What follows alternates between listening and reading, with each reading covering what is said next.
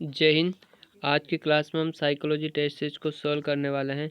तो बड़े ध्यान से इस क्लास को आप अटेंड कीजिएगा और जो भी फैक्ट आपको नया लगे उस फैक्ट को अपनी नोटबुक में नोट करते चलेगा ताकि अपनी तैयारी एकदम बेहतर हो सके।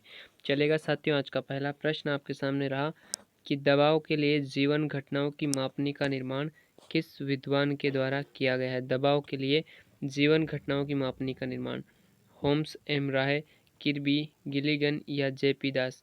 इसका राइट आंसर आपको करना है होल्स एम राय है, यानी कि आपका ऑप्शन नंबर जो पहला है साथियों वो राइट आंसर हो जाएगा।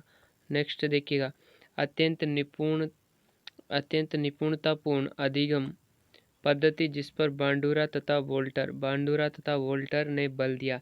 सामाजिक अधिगम, संज्ञानात्मक अधिगम, गेस्टाल्ट अधिगम या अनुकूलित अनुक्रिया अधिगम। तो बांडुरा ने कौन सा सिद्धांत दिया था? सामाजिक अधिगम का सिद्धांत दिया था ना। तो राइट आंसर आपका क्या हो जाएगा साथियों? ऑप्शन नंबर पहला आपका राइट आंसर हो जाएगा। नेक्स्ट देखिएगा कि अधिगम का संज्ञानात्मक क्षेत्र सिद्धांत का प्रतिपादन किस विद्वान के द्वारा किया गया है? Kohler, Kurt Lewin, C L या फिर कोहलमैन।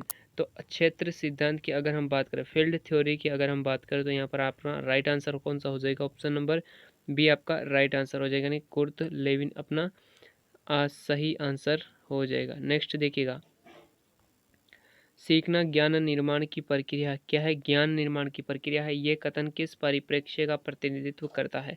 तो ज्ञान निर्माण की बात हो रही है साथियों। राइट आंसर आपका पहला ऑप्शन है कि संज्ञानात्मक, व्यवहारात्मक, रचनात्मक या भावात्मक।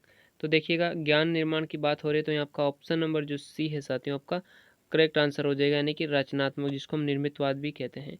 क्वेश्चन नंबर 5 है कि अधिगम के वक्र कितने प्रकार के होते हैं? ऑप्शन पहला है 5, 4, 3 या फिर 2। तो राइट आंसर आपका हो जाएगा option number C. Option number C आपको राइट करना है।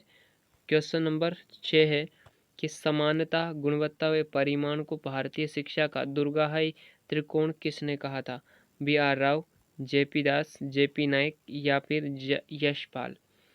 तो राइट आंसर यहाँ पर हो जाएगा क्वेश्चन नंबर 6 का जेपी नायक। जेपी नायक इस क्वेश्चन का राइट आंसर आपको हो जाएगा आपका सी, ऑप्शन सी। क्वेश्चन नंबर 7 है कि विकास संबंधित है बुद्धि से, परिपक्वता से, आयु से या उपरोक्त सभी से। तो विकास साथियों तीनों से ही संबंधित होता है। राइट आंसर आपका क्या हो जाएगा? ऑप्शन नंबर डी आपका राइट आंसर हो जाएगा। क्वेश्चन नंबर 8 है कि वृद्धि एवं विकास के संदर्भ में निम्न में से क्या सही है? वृद्धि एवं विकास में निम्न में से क्या सही है? ऑप्शन पहला है दोनों को देखा जा सकता है, बिल्कुल देखा नहीं जा सकता। वृद्धि को देखा जा सकता है, विकास को नहीं, तो ये कथन तो अपना गलत हो गया। दोनों का प्रत्यक्ष रूप से मापन किया जा सकता है, तो ये भी गलत है। दोनों एक दूसरे के पर्याय है या दोनों जीवन प्रयत्न चलते हैं, तो ये भी गलत हो जाएगा। यहाँ पर आपका ऑप्शन नंबर जो सी है साथियों वो एकदम करेक्ट आंसर हो जाएगा, यानी कि ऑप्शन नंबर सी आपको राइट कर लेना है।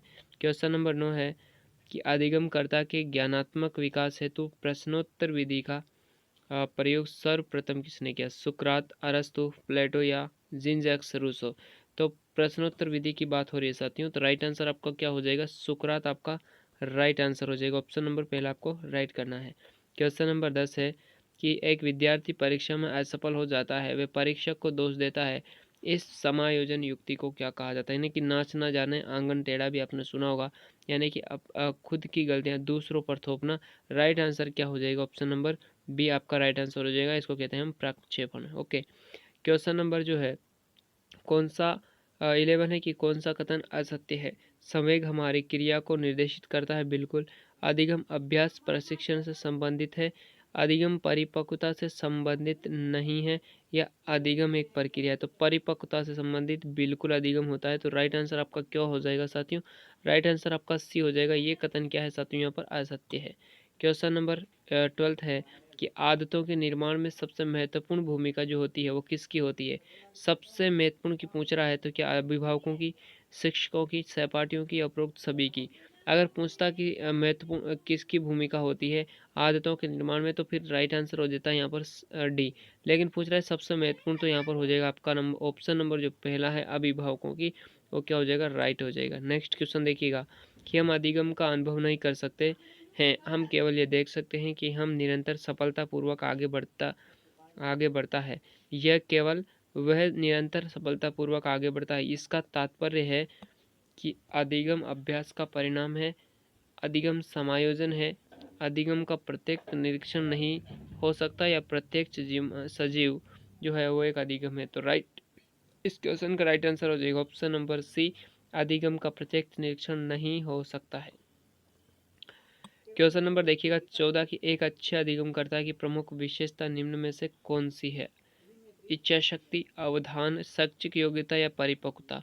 तो ये चारों ही योग्यता एक अच्छा अधिगम कर्ता की होनी चाहिए, लेकिन सबसे प्रमुख पूछी जा रही है। तो राइट आंसर आपका हो जाएगा ऑप्शन नंबर बी, यानी कि अवधान यहाँ पर राइट आंसर हो जाएगा। आज के सेशन का लास्ट क्वेश्चन आपके सामने है कि अधिगम अंतर्निष्ठ निधि शीर्षक दिया गया है। कोटारी कमीशन के द्वारा, डेलर्स कमीशन, डकार कमीशन या फिर विश्वविद्यालय शिक्षा आयोग। राइट आंसर इसका हो जाएगा डेलर्स कमीशन के द्वारा ये शीर्षक जो है दिया गया था। राइट आंसर आपका हो जाएगा ऑप्शन नंबर बी, यानी कि डेलर्स कमीशन। तो साथियों ये थी आज की क्लास। उम्मीद करता हूँ आज की क्लास आपको पसंद आई होगी। मुझे कमेंट बॉक्स में ज़रूर बता के जाना आज का सेशन आपका कैसा लगा। चलिए मिलते हैं साथियों नेक्स्ट क्लास में। आज के लिए इतना ही, धन्यवाद।